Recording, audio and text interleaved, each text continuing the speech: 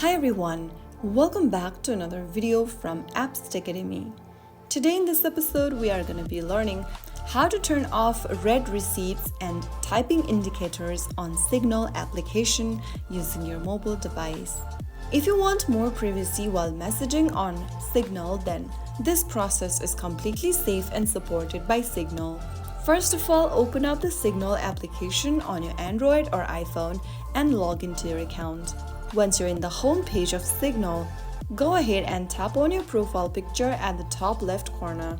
Now in the pop-up, click on Settings. Inside the Settings menu, go ahead and click on Privacy.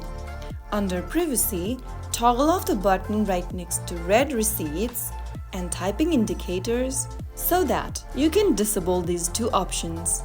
Once these two buttons are turned off, others won't know when you have read their messages. They will also not see when they've read yours messages.